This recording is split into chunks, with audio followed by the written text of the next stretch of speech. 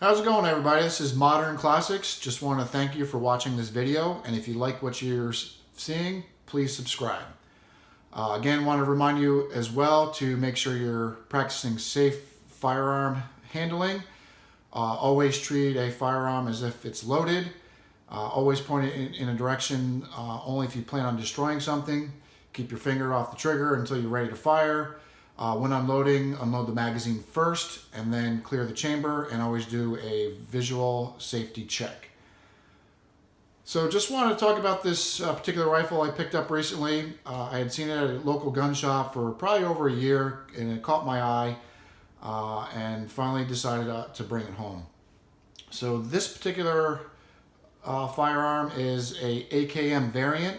It's produced by Kugir, which is a Romanian arms manufacturer. This one happened to be imported by Century Arms back in 2000. So this gun was actually imported in the late 90s, early 2000s. And really, I've been doing some research. There's not a whole lot of information out there. So I've gotten little bits and pieces here and there, and just wanted to share my experience so far with this particular rifle. So this first video is going to be the first of a series. This one actually is just going to be my initial thoughts, some of the specs on this, and then the videos to follow are going to be some upgrades that I'm planning on doing to this rifle.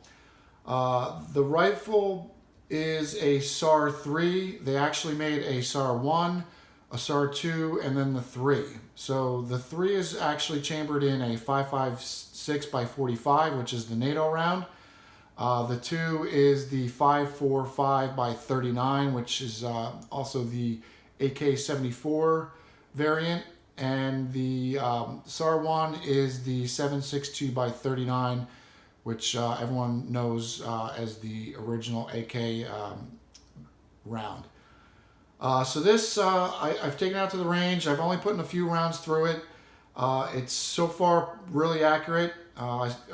It was sighted in at 25 yards, and then I was plinking away at a steel target 100 and was having really good hits with it. The way it's in this video right now is the way I received it. So this was a mil-spec rifle imported. Century Arms, to make it 922R compliant, changed a few things.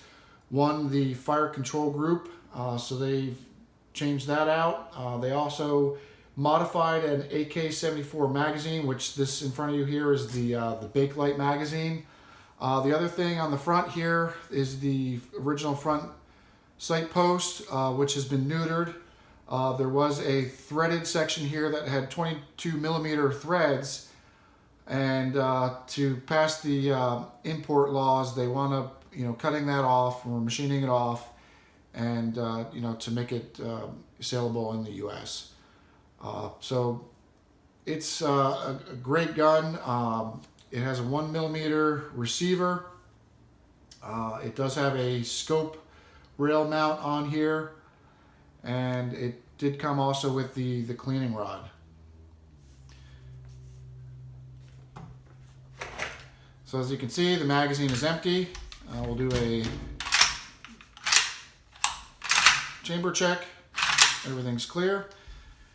And right here, you probably can't see it, but it said made in Romania, Kugir, and then imported by Century Arms when they were in St. Albans, Vermont. So what Century did is they took the AK-74 magazine and they stamped at the bottom here. It says 223 CAI, so Century Arms International. And then what they did is they relieved up here in the feed lips to try to make it, accept the 223 or the 5.56 round.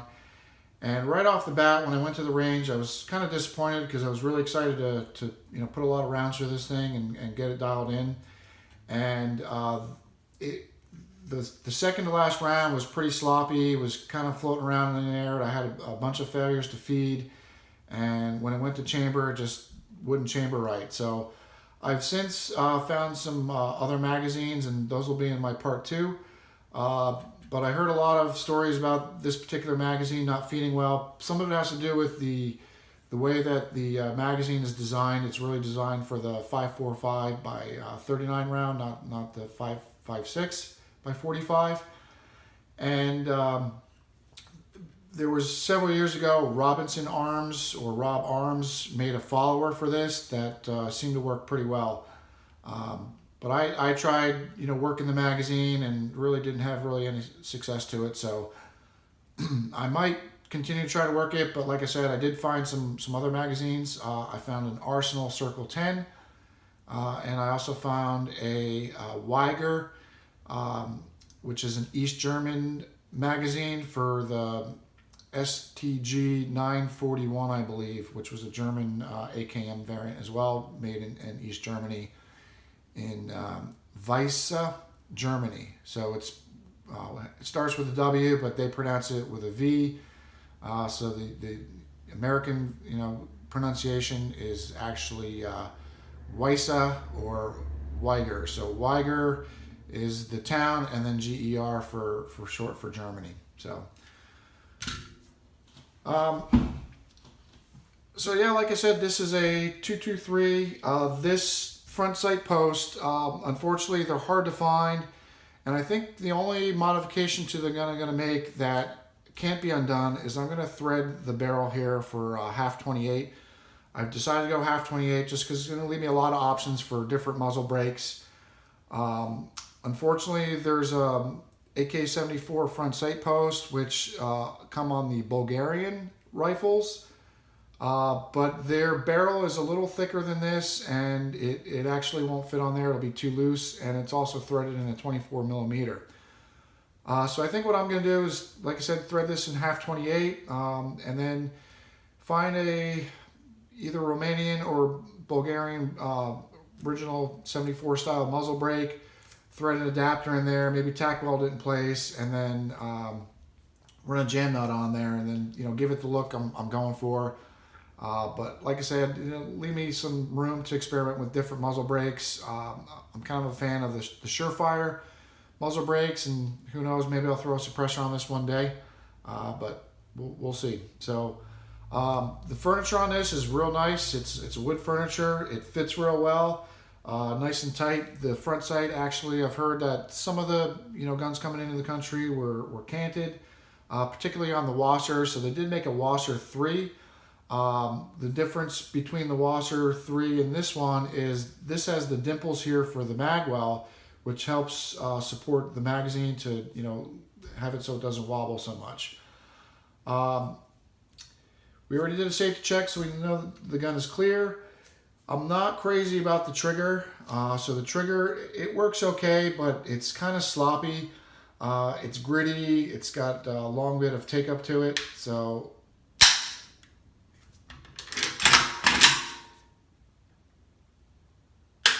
it's got a long reset. And so I do have some components. I'm going to change the trigger out.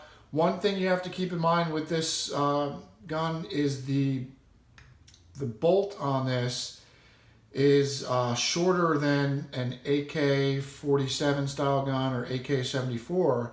So what they did Century, when they brought this gun in to make it compliant, is they took a regular AK style trigger assembly, and what they did here, hopefully you can see it, they ground this down to meet the bolt. So the bolt in here, like I said, is shorter, and being shorter, it comes at a different angle or different geometry, and by them grinding that off, it's going to hit the bolt squarely. If you get one and you don't see grind marks, maybe it has a different trigger assembly in it.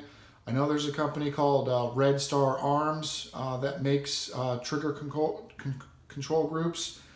They actually make a hammer that's designed to meet that bolt squarely, and that way you're not beating up the bolt. These bolts are hard to come by, and instead of ruining your gun, just put the right components in there. So I'm actually going to experiment. I've decided to go with a Red Star Arms hammer. I'm just going to keep this particular trigger group as a spare unit. So the next video I'm going to highlight, going over the trigger. I'm going to go with the Krebs safety with the notch cutout, different spring. I'm also going to do a different recoil spring as well. Those are going to be some of the first changes to the gun I'm going to make. But I contacted ALG, which is part of Geisley. They're making AKM style fire control groups now.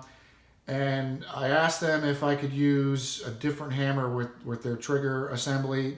And, as a manufacturer, they didn't recommend it. But I'm going to experiment. I'm going to run their trigger assembly with the Red Star Arms hammer.